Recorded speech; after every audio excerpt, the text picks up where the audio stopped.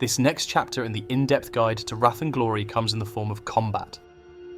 I have brushed over combat in both the pickup and play guide and the core mechanics guide before, but this time we will dive deep into setting up the scene, combat actions, and the consequences of receiving and landing wounds. I'm going to mix things up a bit in this video by giving a staged example of play as we go. There's a lot to go over, so without further ado, let's get into the biggest chapter the core rulebook has to offer. Let's go over the first step, and that's setting the scene. As a GM, this involves describing the surroundings. You can be as thorough or as brief about this as you'd like. Being thorough means you can describe certain elements of the surroundings, such as environmental hazards you wish your players to be aware of, or points of cover they could make use of. Being brief about it leaves an element of openness to the players.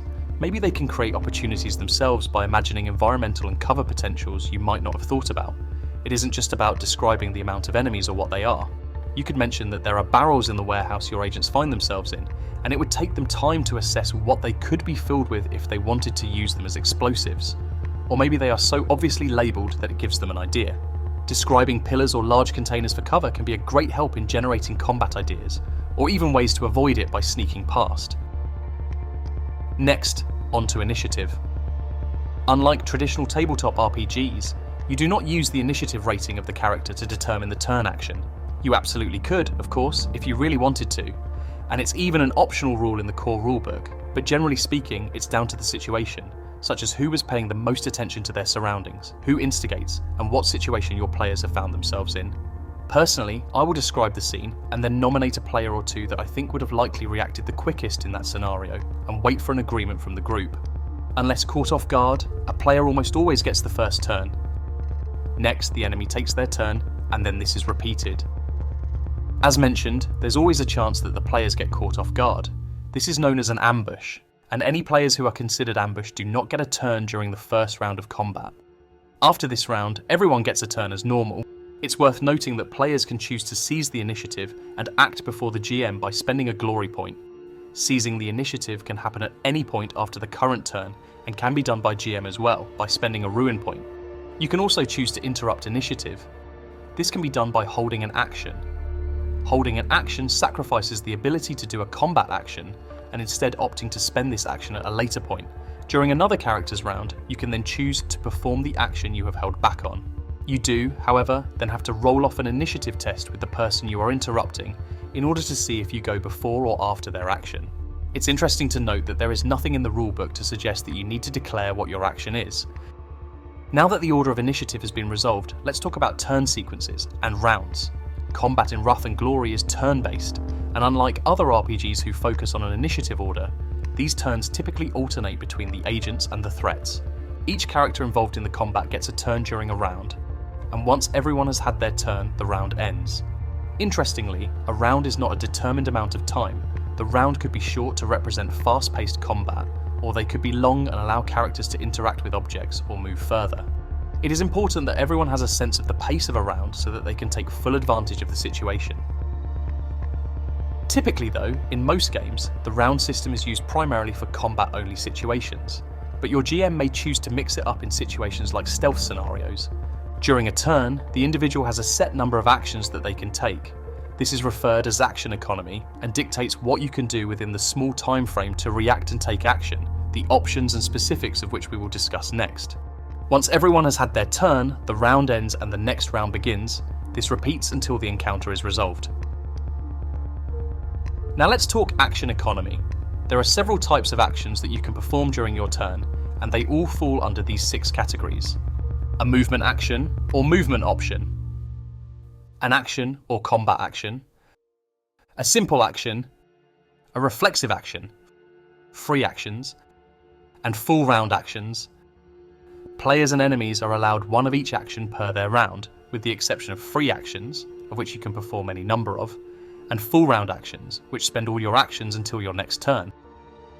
Movement actions, displayed here, are any action that requires a movement from your character, such as taking aim or walking and running. Movement distances are recommended as theatre of the mind, and therefore judged accordingly as rough estimates of what sounds realistic.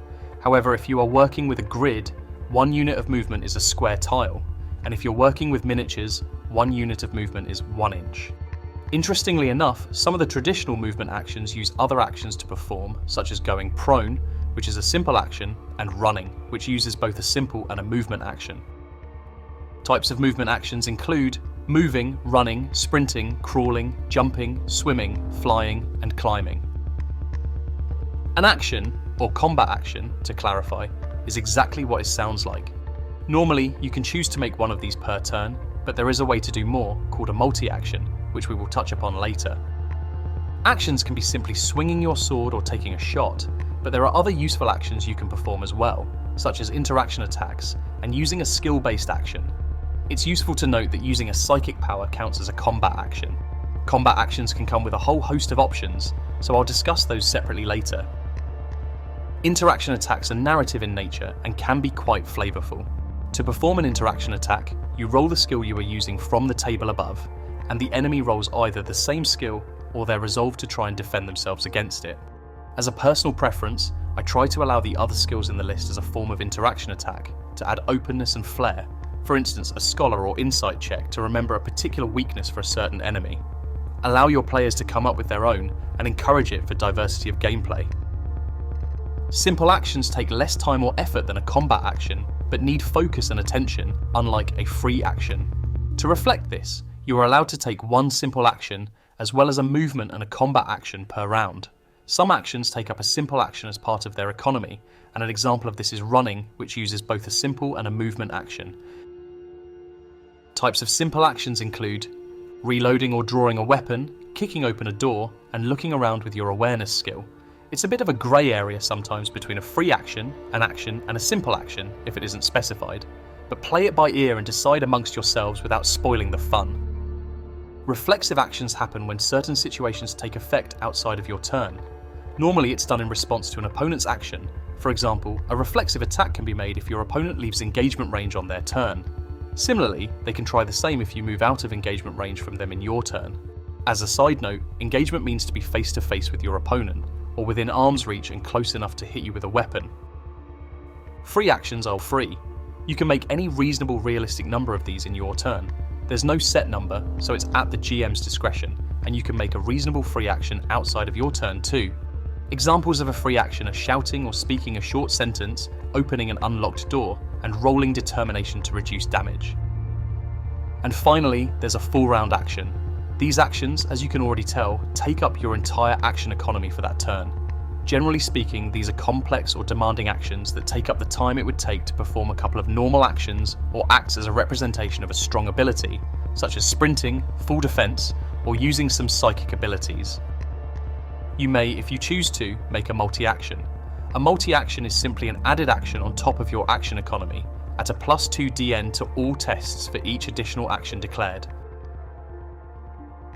Once everyone, both players and enemies, have had their turn, the round ends and a new one begins.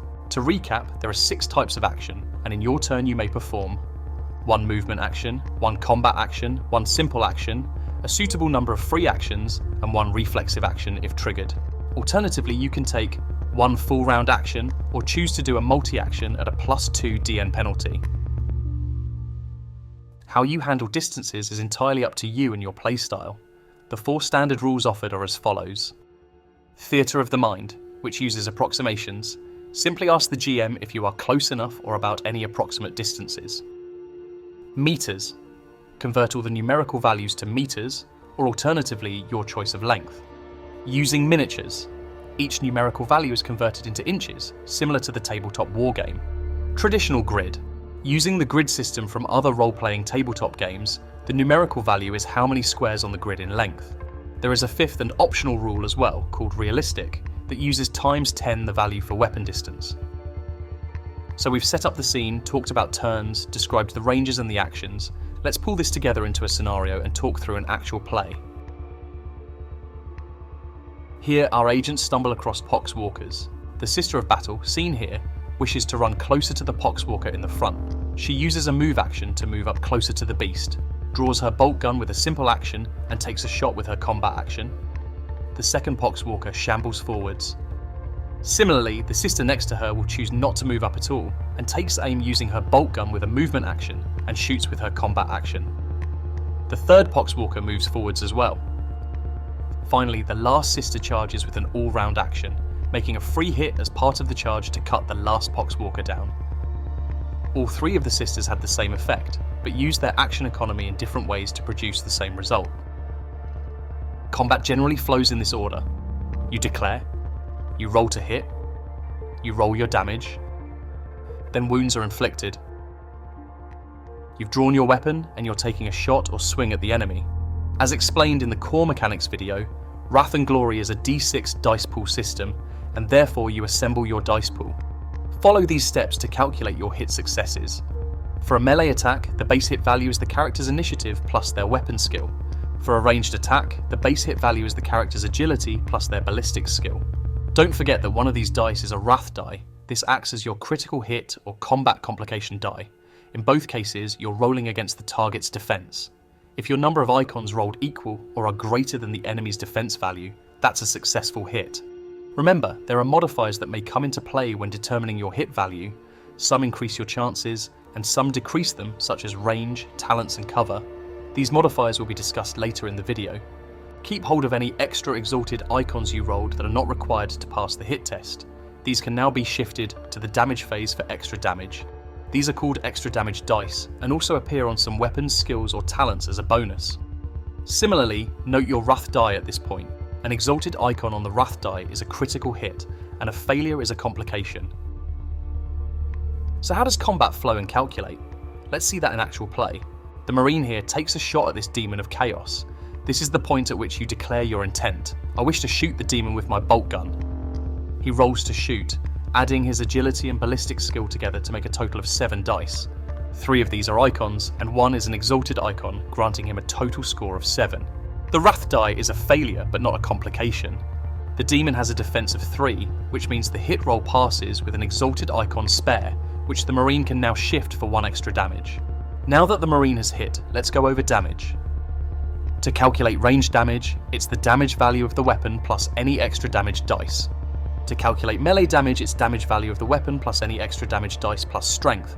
Remember our Marine hitting the Chaos Demon? He successfully hit the creature and scored an exalted icon that he can shift. If we take this and add it to his weapon profile of 10 weapon damage plus 1 extra dice, this gives us 2 extra dice to roll for. He rolls 2 dice, note that Wrath dice aren't rolled when calculating weapon damage, and gets an icon and an exalted icon, giving him a total score of 13. You add any armor penetration the result, and then subtract everything from the target's resilience has, which in this case is 10. 13 minus 10 is minus 3, meaning 3 wounds have been caused to the demon. So what if your Wrath die critically hits or complicates during a hit roll? In most cases, you can simply roll a d66 and consult the critical hit table. There can be narrative ramifications as well. Your GM might choose to do so. Damage from a critical hit that fails to exceed the target's resilience still inflicts the effects of the critical hit and 1 wound, but takes no other effects. You may also spend a point of glory to improve the effects of a critical hit. Complications, on the other hand, are usually discussed between the GM and the player, and could be as simple as a gun jam or slipping in combat. Alternatively, there is a combat complications table that you can roll a d66 on. There are also full descriptions found within the core rulebook, but can also be seen here. Critical hits and complications are some of the more popular rules to house rule. I'm going to place some of the modifiers that can happen during combat up on the screen. Some are from situations during combat, but some can be from equipment, weapons or armor, or even talents and skills. There's quite the list of modifiers that can affect combat, and bear in mind that the following list may even be incomplete as newer supplements come out. Other modifiers come from talents, equipment, species options, weapon traits, vision conditions, and much more. Something that both player and GM will have to remind themselves as they play out combat. On occasion, some of you might wish to sneak about to avoid danger, or to take advantage of a known foe who isn't paying attention enough. In order to work out how quiet and careful you are being, you need to generate a stealth score using a stealth check. To perform a stealth check, you roll your stealth score and count the icons. This is then used against the passive awareness of the person you are being stealthy against. Often, this stealth score is recorded and used throughout a scene. It is up to the GM to decide how long it is before that scene is over, or how often you need to refresh this stealth score. Using this score, you can choose to move stealthily. This halves your movement and you cannot run or sprint, but has benefits like being harder to notice, and also leads into a surprise attack. A surprise attack grants you +2 bonus dice to your attack roll, and the +2 extra damage dice to the damage. There are also several factors that will reduce your stealth score, which can be seen here. Your players may also encounter vision complications. In these occasions, refer to the table seen here. There are also items and equipment that can aid or negate these effects. Sometimes you'll need to reload a weapon. You begin play with your weapons fully loaded and typically 3 points of ammo of any type. This can differ based on storyline or even some talents or equipment choices.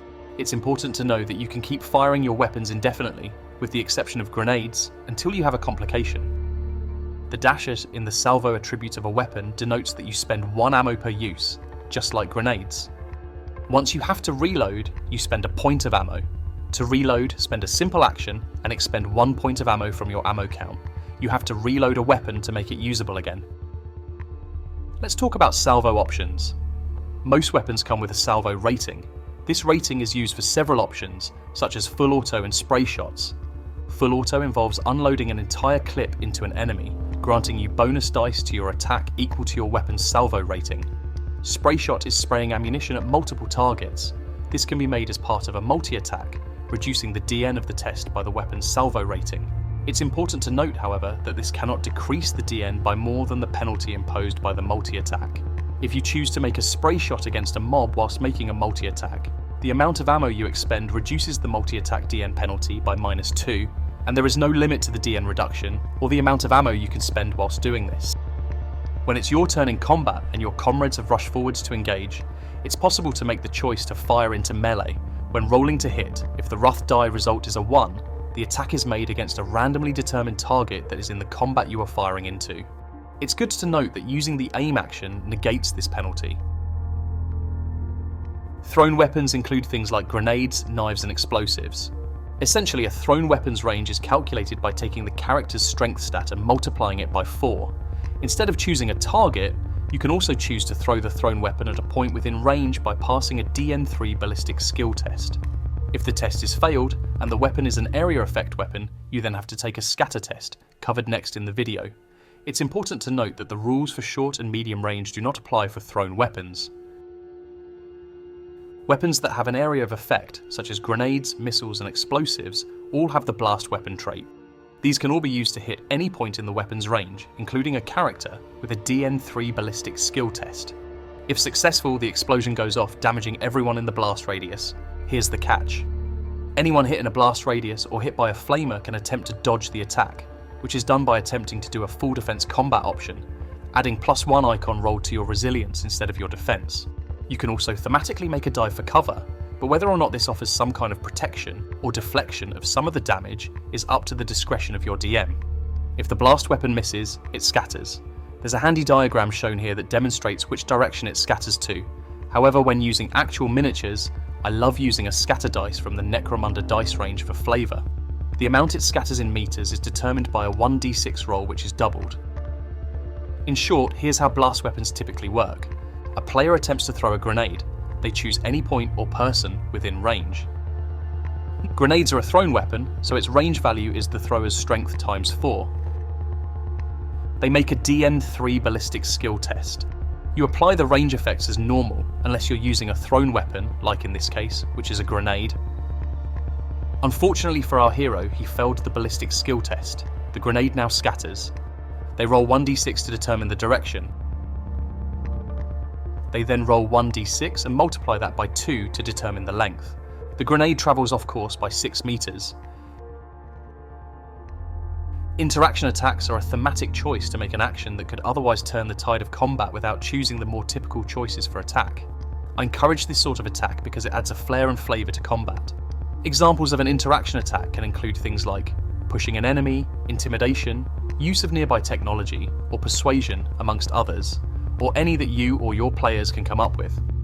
Typically, the DN of an interaction attack that the player needs to success depends on the foe's opposing skill rating or resolve, whichever is higher. In the core rulebook, the following interaction attacks are given as the prime examples, and like I mentioned earlier, it is at the discretion of the GM to decide and expand the opportunity for others. Athletics to push an enemy, deception to manipulate your enemy into a poor position, intimidate to menace your enemy making them cower back, persuasion to throw your enemy off balance with careful words, Tech to use nearby technology to confuse or weaken your enemy. Here's how it works. If a player matches or succeeds the suitable DN that for the flavour of the suggested interaction attack, they then choose to apply the hindered or vulnerable condition on the opponent, which lasts until the start of the player's next turn. If the interaction attack affects multiple targets, they all suffer the same effect at the same time. Some handy notes. The range of an interaction attack depends on the flavour of the attack, and a table of typical ranges can be viewed here for reference. Shifting can be used to increase the defense or DN penalty by 1 for each shift. The player can shift 3 or more exalted icons on an interaction attack for a player's call. The player can discuss with the GM to trigger an effect of the player's choice that is appropriate for the circumstances. During your time as a player, or even as a GM, you will inevitably come across conditions. There are a number of various conditions to look through, found on page 197 of the core rulebook. However, there are some universal rules that are useful to know. You can be subject to the same condition more than once. If you're unlucky enough to suffer more than one condition at once, all the effects apply, but any similar penalties don't stack. As an example, if you are blinded and hindered, you only suffer the +4 DN to spot something, not +5 DN. You don't add the two penalties together, but instead only apply the worse. The +1 DN from hindered does not stack with the +4 DN from blinded. Inevitably, your character's going to take some hits, so let's take a look at when the going gets really rough. Your maximum wounds is equal to your tier multiplied by 2, plus your toughness rating and any relevant talents, etc. When you suffer more wounds than your maximum wounds, you are dying and enter the dying condition. Before you get to this sorry state, however, you have a defense and resilience value to chip through. Essentially, it looks like this. An incoming attack hits you. Your defense is the difficulty number the attack uses to see if it gets a strike through your armor or your reflexes. Next line of defense is your resilience. If the damage value of the attack beats your resilience value, the remaining damage difference is inflicted in wounds. If the damage equals your resilience, you suffer 1 shock. Next, you can attempt to negate the wounds inflicted by taking a determination test. To do this, you roll a number of dice equal to your toughness value. Every icon you roll reduces the number of wounds you suffer by 1, and causes you instead to suffer 1 shock. You begin play with 0 shock. If you suffer more shock than your maximum, you take the exhausted condition, which means you can only walk, crawl, perform a basic combat action, meaning no combat options, or fall back. Additionally, an additional shock suffered while exhausted is converted into mortal wounds. Mortal wounds are wounds that cannot be deflected or negated in any form, unless a rule specifies otherwise. If you took at least 1 wound, are now wounded and have the wounded condition. The wounded condition applies a +DN1 penalty to all tests. If you suffer damage from a single hit that inflicts more than double your maximum wounds, you die outright. This is called annihilation. If you take more wounds than your wounds count, you are dying, and apply the dying condition to your character. This means that you immediately suffer a memorable injury and fall prone. Taking any damage that would cause you to suffer a wound while dying means you suffer a traumatic injury instead.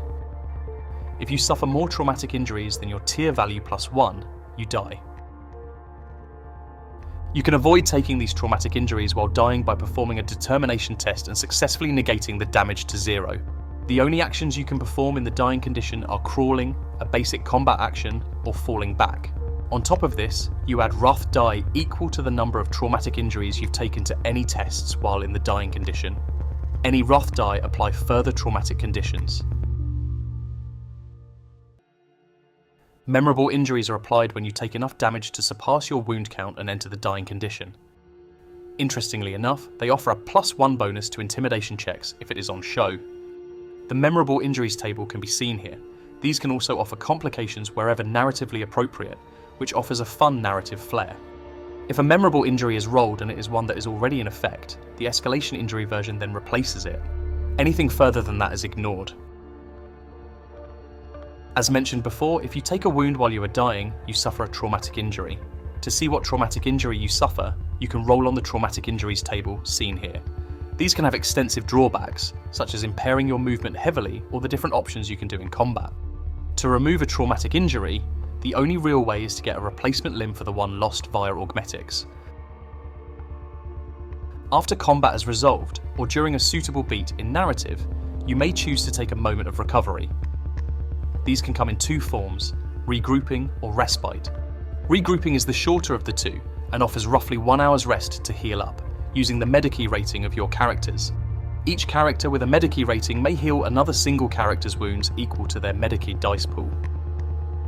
Respite is a longer period of time, lasting at least 6 hours.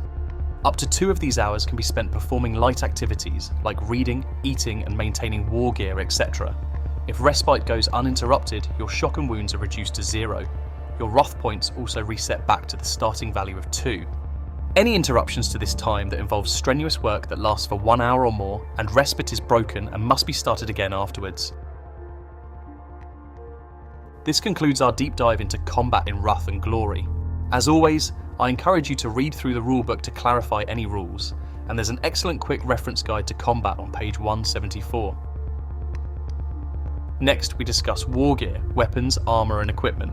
Thanks for watching.